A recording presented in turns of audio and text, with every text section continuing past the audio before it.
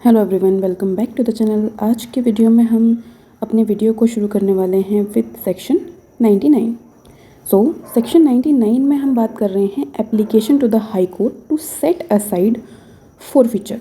तो इसको पढ़ने से पहले हमें एक बैक स्टोरी समझनी पड़ेगी कि सेक्शन 98 में क्या चीज़ थी। सेक्शन 98 में हमने स्टेट गवर्नमेंट को पावर्स दी हुई थी कि वहाँ पर अगर उन्हें लगता है कुछ स्पेसिफिक ऑफेंस हुए हैं जो कि बीएनएस में ऑफेंसेस हैं और उनसे रिलेटेड कोई भी चीज़ पब्लिश हुई है किसी बुक में, किसी न्यूज़पेपर में, ठीक है, या फिर किसी डॉक्यूमेंट में, तो स्टेट गवर्नमेंट उनको फोरफीट करवा सकती है। अब ये तो हो गई एग्जीक्यूटिव पावर, ठीक है। एग्जीक्यूटिव की क्या पावर होगी, स्टेट गवर्नमेंट कब अपनी पावर एक्सरसाइज कर सकता है। अब ये पावर एक्सरसाइज सही तरीके से हुई है या नहीं हुई है, इसको डिसाइड कहाँ किया जाएगा, इसको डिसाइड किया जाएगा 99 में।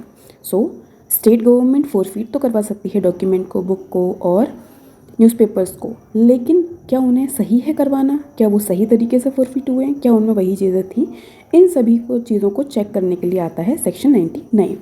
सेक्शन 99 एक प्रकार से हम कह सकते हैं कि ये एक जुडिशियल रिव्यू है स्टेट गवर्नमेंट की जो पावर है अंडर सेक्शन 98 उसके ऊपर। अब हम देखते हैं कि ये जो पर्टिकुलर सेक्शन है, section 99, why this is important, ये क्यों इम्पॉर्टेंट है, इसका क्या इंपॉर्टेंस है। तो हमने देखा कि सेक्शन 98 में हमने स्टेट गवर्नमेंट को पावर दी हुई है कि स्टेट गवर्नमेंट वहाँ पर फोरफीट करवा सकती है। वहीं पर सेक्शन 99 प्रिवेंट करता है उसके मिसयूज़ का, जो कि पावर दी हुई है स्टेट गवर्नमेंट को। और ये जो सेक्शन 99 है ये प्रोटेक्ट करता है फ्रीडम ऑफ स्पीच को, पब्लिशर्स को, ऑथर्स को, एडिटर्स को, इन सभी लोगों को प्रोटेक्ट किया जाता है, ठीक है। अब बात करती है ये जो स्टैट्यूटरी जुडिशियल रिव्यू का मैकेनिज्म इस पर्टिकुलर सेक्शन में फॉलो किया जाता है, ठीक है।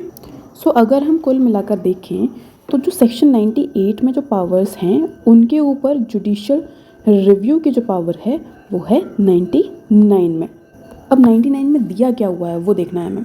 तो 99 में अगर आपको अप्लाई करना है, आपके खिलाफ कोई भी ऐसा एक्शन लिया बाय द स्टेट गवर्नमेंट, तो वहाँ पर आपको क्या करना पड़ेगा, आप जाओगे और आपको एक एप्लीकेशन लेकर के जानी है इन द हाई कोर्ट। अब बात ये है कि आप मतलब कौन जा सकता है, कौन हाई कोर्ट जा सकता है। इसमें कहा जा रहा है, देखिए, हु कैन अप्लाई, कौन व्यक्ति है जो अप्लाई कर सकता है। Any person having interest in the newspaper, जिस व्यक्ति को इंटरेस्ट है या फिर बुक में इंटरेस्ट है या फिर उस डॉक्यूमेंट में इंटरेस्ट है, इन सभी कागज़ों में जिसको भी इंटरेस्ट है। एग्जाम्पल के लिए अगर हम देखें, ऑथर हो सकता है, पब्लिशर हो सकता है, एडिटर हो सकता है, ओनर हो सकता है, प्रिंटर भी हो सकता है। तो ये सभी व्यक्तियों में से अगर कोई भी व्यक्ति है तो वो वहाँ पर अप्लाई कर सकता है, एप्लीकेशन दे सकता है जाकर के कि भाई जो भी चीज़ें आपने अटैच करी हैं, फोरफीट करी हैं, भाई वो फोरफीट होने के लिए सही चीज़ें नहीं थी, उनमें ऐसा कुछ भी अवेलेबल नहीं है जिस वजह से आपने उनको फोरफीट किया है। तो जिस भी व्यक्ति का उसमें लेजिटिमेट इंटरेस्ट होगा वो वहाँ पर अप्लाई करने आ सकता है। अब बात ये है कि अप्लाई करने की जो टाइम लिमिट है वो क्या है। तो विद इन 2 मंथ्स आपको वहाँ पर अप्लाई करना होता है। विद इन 2 मंथ्स कहाँ से, from the date of publication of declaration in the official gazette.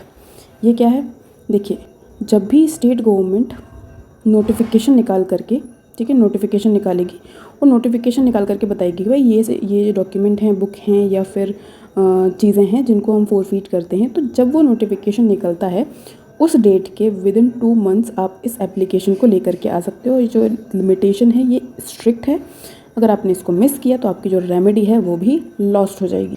अब बात आती है कि आप एप्लीकेशन लेकर के किन ग्राउंड्स पर आते हो। तो यहाँ पर ग्राउंड्स बताए गए।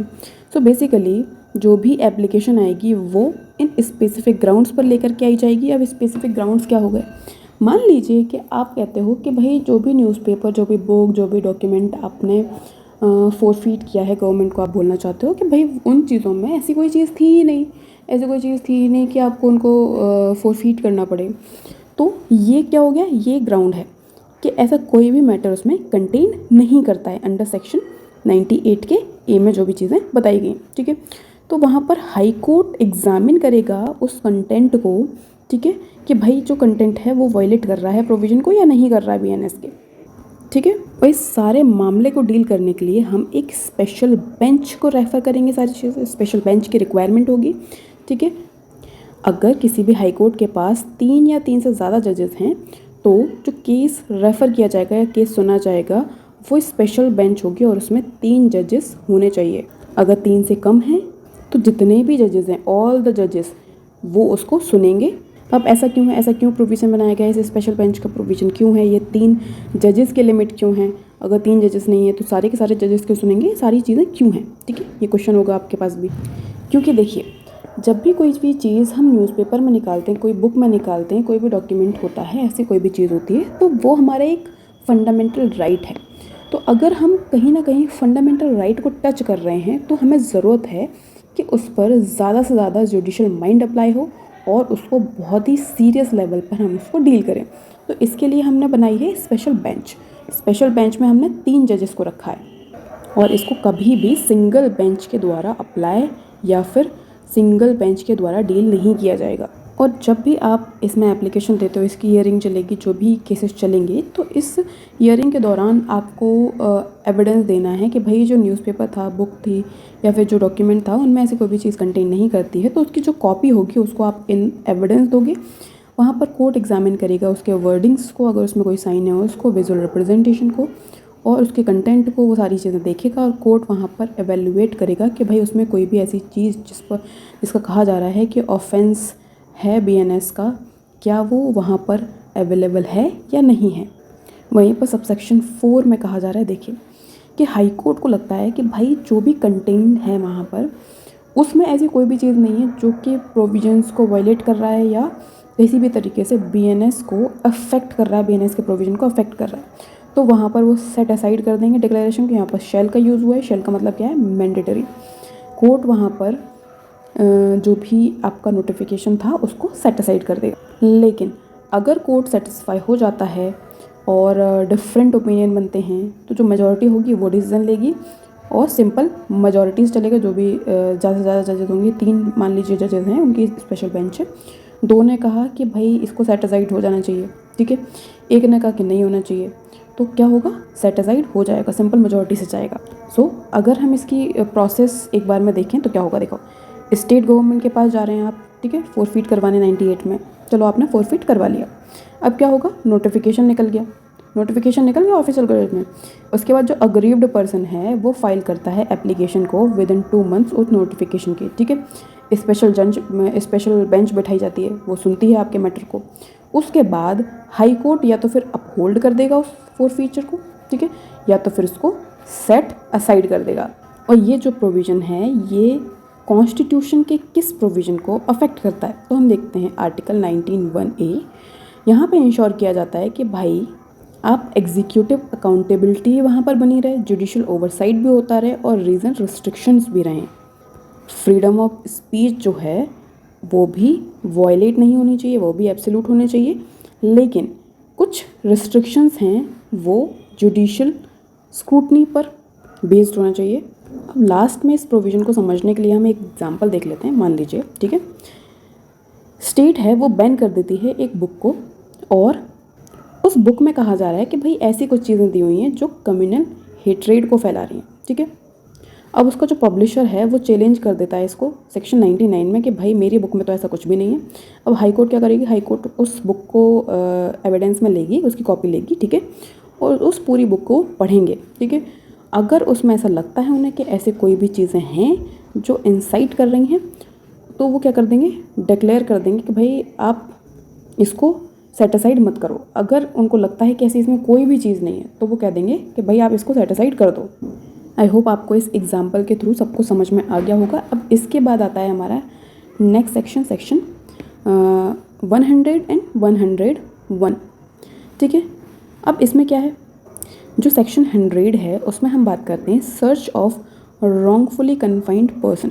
किसी व्यक्ति को रॉन्गफुली कन्फाइन करके रखा हुआ है किसी भी एक 4 दीवारी में, किसी भी पर्दे में, ठीक है, तो क्या आ जाएगा कि उस व्यक्ति को रॉन्गफुली डिटेन करके रखा हुआ, रॉन्गफुली कन्फाइन करके रखा हुआ है। अब उसकी सर्च किस प्रकार से की जाएगी, ठीक है।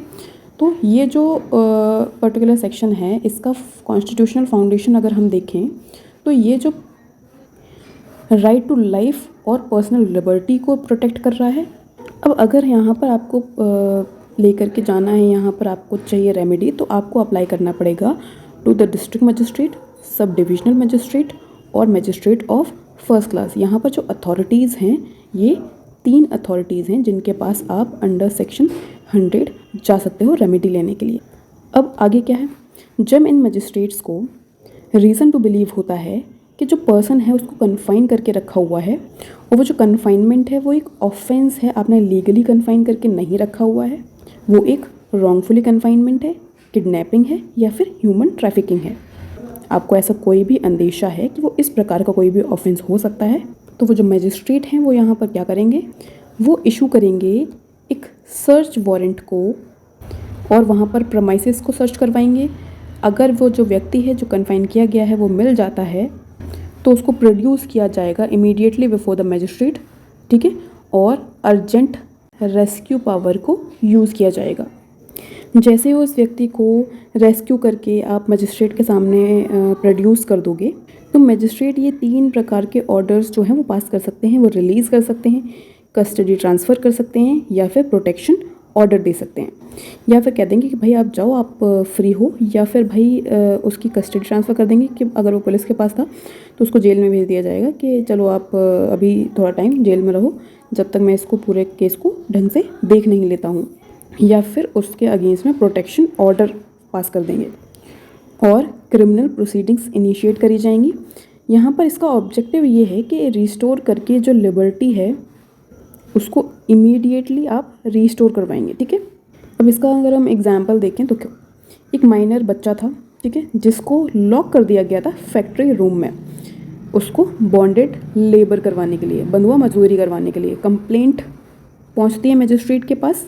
मजिस्ट्रेट कहता है कि भाई मैं एक सर्च वारंट निकाल करके दे रहा हूँ आपको, आप इस बच्चे का सर्च करके आइए और बच्चे को रेस्क्यू करिए। तो जैसे ही बच्चे को रेस्क्यू किया जाता है, कोर्ट के सामने पेश किया जाता है, कोर्ट देखता है, मजिस्ट्रेट देखता है कि भाई या तो फिर मैं इसको रिलीज़ कर देता हूँ और जो एम्प्लॉयर था उसको भी मैं प्रोसिक्यूट करूँगा अब इस केस में। यहाँ पर क्या हुआ, यहाँ पर आपने इस सेक्शन का बहुत ही ब्यूटीफुली आप इसको यूज़ कर सकते हैं एज अ मजिस्ट्रेट, ठीक है।